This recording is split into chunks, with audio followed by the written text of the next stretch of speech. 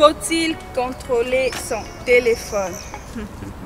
Salut les filles, c'est bien moi, Joëlla Fateki. Bienvenue dans votre chaîne que vous aimez bien, Fadjo Coaching.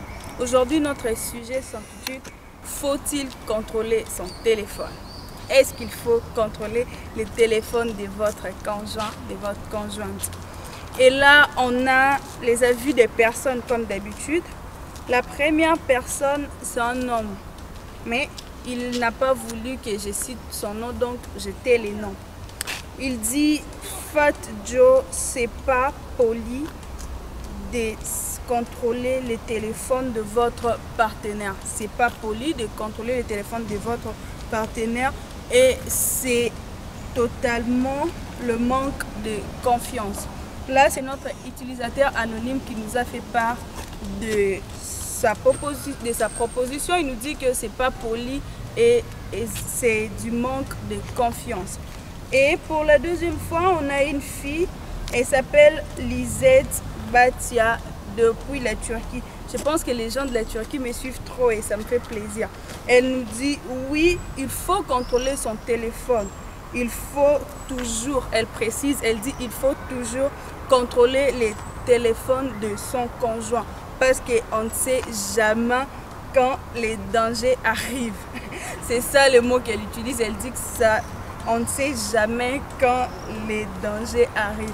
Eh bien, merci pour vos propositions et vous aussi qui me suivez vraiment quand je lance un sujet en ligne. Écrivez-nous, commentez, donnez vos avis et si on trouve vos avis intéressants, nous allons partager ça pour que tout le monde les sache. Là, c'était les avis de notre ami anonyme et de Lisette depuis la Turquie. Eh bien, je rappelle que notre sujet est faut-il contrôler son téléphone? Donc, les filles, faut-il contrôler les téléphones de votre mec? Et les garçons, faut-il contrôler les téléphones de votre meuf? Alors, donnez vos avis en commentaire. Et pour moi, je dirais ceci. Les téléphones, d'abord, ça s'appelle... C'est un téléphone portable et puis c'est personnel. C'est quelque chose qui est personnel, c'est en vous propre. Donc, vous ne devez pas toucher le téléphone de l'autre, contrôler, voir ses messages. C'est pas poli. C'est vrai, il y a l'amour, c'est vrai qu'on veut garder son conjoint pour soi. Mais il ne faut pas aller jusque dans son, je dirais, dans son plus profond secret. C'est comme si vous étiez en train de contrôler son carnet intime. C'est pareil que le téléphone, vraiment, ce n'est pas très bien. Là, je rappelle que je dis que c'est mon avis. Un téléphone doit rester privé, vraiment privé.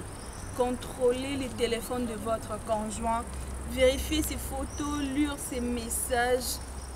Vraiment n'est pas une bonne chose car ça doit rester intime. Un téléphone portable c'est comme son carnet intime. Pourquoi fouiller dedans? Et puis à chaque fois que vous allez fouiller dans le téléphone de votre conjoint, c'est comme si vous étiez en train de chercher quelque chose en fait. Et si vous trouvez la chose en question, donc ça va toujours vous créer des problèmes, ça va toujours créer des problèmes dans vos couples. Or, c'est pas ce que nous voulons et c'est pas ce que nous voulons que ça nous arrive, non. Donc, évitez vraiment de contrôler les téléphones portables de votre conjoint. Évitez de lire ses messages, évitez de répondre à ses appels, évitez de regarder ses photos et ses vidéos. Vraiment, ça doit rester privé. Là, c'est mon avis à moi que j'avais voulu partager avec vous. Lisette aussi depuis la Turquie a son avis à elle. Elle vérifie les téléphones de son homme parce que elle ne sait pas quand les mal vont entrer. Et notre utilisateur anonyme nous dit qu'il ne peut pas vérifier. Donc nous sommes à la fin de notre émission d'aujourd'hui. Vraiment, je vous remercie de nous avoir suivis et abonnez-vous massivement à ma chaîne Fadjo Coaching.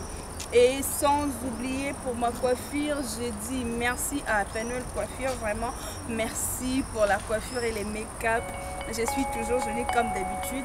Là, je vous dis à la prochaine. Bye bye. Ciao.